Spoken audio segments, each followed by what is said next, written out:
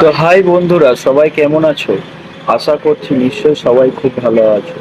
তো বন্ধুরা, আমার ছুটি এবার শেষ হয়ে গেল, আর আমাকে যেতে হচ্ছে আমার কাজের জায়গায়, যেখানে আমি কাজ করি। তো বন্ধুরা, আজ আমি চলে যাচ্ছি দিল্লি, কারণ আমি সেখানেই কাজ করি। তোমরা যারা আমার ভিডিও দেখো তারা অবশ্যই জানো হয়তো যে আমি একটা মিষ্টির দোকানে কাজ করি। তো বন্ধুরা, আজকে খুব মন খারাপ, কারণ যেমনই হোক নিজের গ্রাম ও নিজের বাড়ি ছেড়ে, নিজের আত্মীয় স্বজন মা বাবা পরিবারকে ছেড়ে যেতে একটু কষ্ট হচ্ছে ঠিকই, কিন্তু তাছাড়াও আমাদের কোনো উপায় নেই, কারণ আমাদের কাজ না করলে আমাদের চলবে না।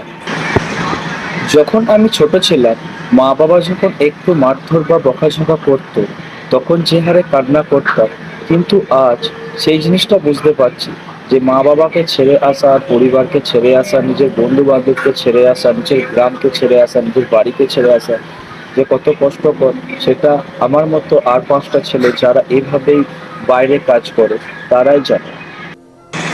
কষ্ট হলেও কিন্তু কিচ্ছু করার নেই, কারণ কাজ না করলে আমাদের চলবে না।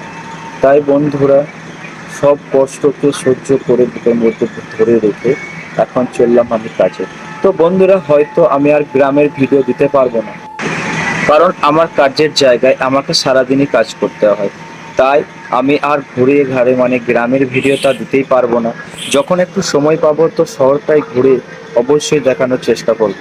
তো বন্ধুরা, আমি কারখানার মধ্যেই ভিডিও করব। তো তোমরা আমাকে একটু সাপোর্ট করো, আমার পাশে থেকো। তো বন্ধুরা, দেখতেই পাচ্ছ আমি এখন ট্রেনের মধ্যে আছি, আর এই চারিদিকে দেখা যাচ্ছে পাহাড় পর্বত, ঘর বাড়ি, ছোট্ট ছোট্ট গ্রাম। তো এই সুন্দর দৃশ্যটা কিন্তু খুবই ভালো লাগছে। আর আমি যাচ্ছি এখন বর্ষার সময়, আর এই বর্ষার সময় তো বুঝতেই পারছেন, মাঠ ভোর ধান সব রোয়াবে এখন। হ্যাঁ, সেই সব ধান রোয়াচ্ছে। আর এই যে সামনে পাহাড়টি দেখছো, এই পাহাড়টি কিন্তু অনেক বড়। তো বন্ধুরা, ভিডিওটি দেখতে থাকো, খুব ভালো লাগবে। আর আমি কিভাবে দিল্লি যাচ্ছি সেটা তো পুরোপুরি ভিডিও দিতে পারছি না, কারণ দিল্লি যেতে হলে পুরো 24 ঘন্টা লাগে আমাদের বর্ধমান টু দিল্লি। তো বন্ধুরা, এইভাবেই দেখতে থাকো ছোট ছোট ক্লিপের সাথে।